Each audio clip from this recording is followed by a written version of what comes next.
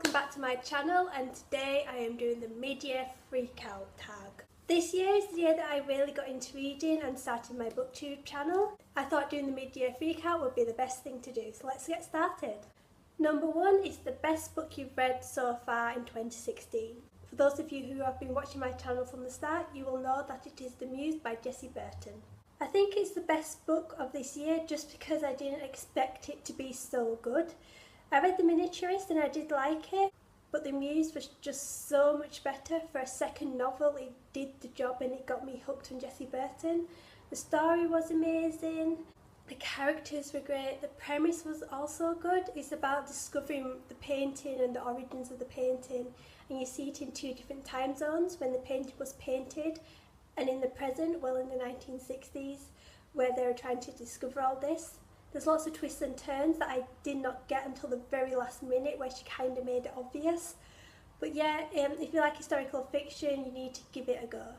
The next is the best sequel you've read so far in 2016. If you've been watching my channel, you will know that this is A Court of Mist and Fury by Sarah J. Maas.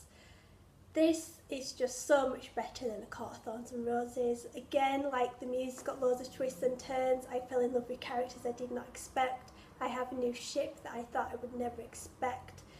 One of my favourite characters turned out to be just a bastard, to be honest. I really just want the 3rd novel now. I want to carry on reading about them, it's so good. A new release you haven't read but you want to. Now I'm going for The Essex Serpent by Sarah Perry. I saw this on BookTube, I can't remember who it was, but when I find it I'll link it down below. And it just seems really interesting. It's an historical novel, and basically a widow goes in search of the mysterious Essex serpent. It just seems really interesting. I'm interested in historical fiction, and again, it's quite a pretty book. So I thought I'd pick it up and give it a go. I haven't read it yet just because I've been getting other books that have got my attention a bit more. So I've been reading them first, but I think after I've read my current book, I will give this a go. The next one is the most anticipated release for the second half of the year. For me, it has to be Replica by Lauren Oliver, and it's published in October this year. I have already pre-ordered it at Waterstones. I've got it to be delivered to the store, so on the date it's released I can go down to the store and pick it up. I don't have to wait for it to be delivered or anything. Basically, what's got me so excited about this book is that it's 2 stories in one. You read one half of the book and you get Lyra's story. Then you turn it the other way around and you get Gemma's story, and I think that's a totally interesting way. There have been some booktubers already who have talked about the book because they've managed to get it early, and it sounds really interesting. It's based in a medical research facility as well, and I think the different ways you read it, so you can either read one story first and then the other, or you can read one chapter of Lyra's story and then read one chapter of Gemma's story, and each way gives you a different perspective. So yeah, I think that's really interesting and I can't wait for it to come out. So yeah, I recommend you check that out. I might try and put you a link to pre-order it down below just so you can see more about it. So on to the biggest disappointment of 2016 so far. I have to say The Gospel of Loki by Joanne M. Harris. I was expecting to really like this book. It's about Loki and I'm a huge fan of Loki. Not just from the Marvel films, I obviously did history at university, and any type of gods kind of made me quite interested, but I thought it would be better. It spent quite a few chapters introducing characters and going into them, and so many had names I couldn't pronounce, which was one of the things that I hated from it. And it took a while for it to get interesting. When it did get interesting, I really loved it. I'm not saying it's bad, it's not, it is quite good. It just disappointed me. I expected it to be 5 stars and I think he only gave it 3 just because it lagged a bit at the beginning. But if you do like your Greek gods, are they Greek? Yes, they are, aren't they? Well, if you do like your gods, then just give it a go. Now on to the biggest surprise of 2016. And for that, I'm going with Harry Potter and the Cursed Child by J.K. Rowling, John Tiffany and Jack Thorne. I would say this was a surprise just because I didn't expect to like it, just because it was written as a script. See, I was one of those people who knew it would be a script. There seems to be a lot of people who didn't expect it. A lot of people thought it would be a novel, but I knew it would be a script, which is why I was a bit hesitant. Because reading scripts, I think of Shakespeare and I get boring, and I thought the lacking description wouldn't make it any good, but in fact it made it quick to read. You didn't need the descriptions, and I just liked it so much. So I'm saying it's a surprise because I didn't expect to like a drama. And it's the first script I've read, and I think I might give a few more a go if there's any about. If you do know any, just comment down below and I'll gladly check them out. The next one is your favourite new author of 2016, either a debut novel or someone who's just new to you. And for that, I'm going with Carrie Hope Fletcher. I've been aware of Carrie Fletcher for a while. I followed her on YouTube. I saw her when she was in Les Miserables. But her novel was really good, and I think she's going to be an up-and-coming writer when she writes more. This was lacking something. I think it's just because it was a debut novel. She was trying to find out what she could do. And I think on future novels, I think she would definitely improve and become probably one of my favourite authors. To say this was a debut novel, it was really good. I loved the world she set up. I loved the characters, the different types of characters they had as well. It was so good. I just wish she expanded on it a bit more. But I think she was trying to keep it a short novel just because it was her first. But yeah, I really liked it. She's got loads of potential and I can't wait to see what else she does in the future. The next one is your newest fictional crush and also your favourite character. I've put 8 and 9 together because they are both the same person from the same series. And for this, I am going for Rysand from A Court of Thorns and Roses and A Court of Mist and Fury. I'm going with this character just because in A Court of Thorns and Roses, I hated him. I thought he was the bad guy, didn't really care from him. Then in A Court of Mist and Fury, that just totally changed.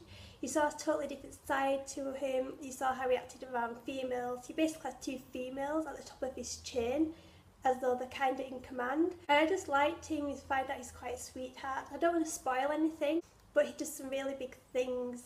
And it just made me love him, and you know, you have to crush on him as well. Like I said earlier in the video, I do want the second book just so I can read more about him, get to know more of his background, which is also really interesting. I just love him and I just hope she doesn't kill him. Please, please, Sarah J. Maas, do not kill Rysand. The next one is a book that made you cry. And I am going with Dream a Little Dream by Giovanna Fletcher. See, I don't normally cry at books. Normally I'm quite good at keeping my emotions inside, but with this one I just remember crying my eyes out. I don't want to spoil anything, but a character suffers something major and that just made me cry. The way Giovanna writes it is amazing. It just kind of unlocks something and it just lets you get out all your emotions. I think I also cried at one of her other books as well. See, this is why she's my favourite author. She's an author where I can cry at her books, let everything out like I said. But yeah, this is also a real good book, so I would check it out if I were you. Next is a book that made you happy. And again, I'm going with Giovanna Fletcher and her most recent one, Always with Love. Now, Always with Love is her most recent novel. It came out this year and it's a sequel to her first novel, Billy and Me. Now, this just made me so happy because if you haven't read it yet, don't carry on. Sophie and Billy get engaged. Woo! If you haven't read Billy and Me, all you need to know is basically Sophie's from a small country village and Billy is a famous actor and they meet together and they fall in love. However, in Always with Love, they go over to LA. Sophie meets Billy's family and she also gets embroiled in the paparazzi, the media storm, everything that follows a famous actor. And she doesn't cope with that very well, and then she has to come home to England, whereas Billy stays in America and starts filming the movies. And there's lots of tension between them because they're not together. So I'm so happy that they got back together. I'm so glad that they got engaged, and I really hope Giovanna is writing a 3rd book just because I want to see them get married and have the happily ever after. Next one is the most beautiful book you've either bought or received this year. Now, it's a book that I've already mentioned and it's The Muse by Jessie Burton. I mean, just look at the cover. It's just so pretty. You've got the typewriter there, which is quite significant. You've got the snakes, the paintings, guns. It's just all significant and I really like the colours. Even the typing and how it's different up here. It's just so pretty, and then you've got the red pages. I love a good book where it's got the coloured pages. I just think it's so different. And also, even small bookmark, it just sets the tone for the book and it's also really pretty. I'm guessing a lot of people who bought this book either don't know about Jessie Burton or don't know what it's about and just picked it for the pretty cover. I don't think I will ever throw this away. I just want to frame it and put it on my wall. It's that pretty. The next one is what books do you want to read by the end of the year? I obviously want to read all the books that are on my TBR shelf back here.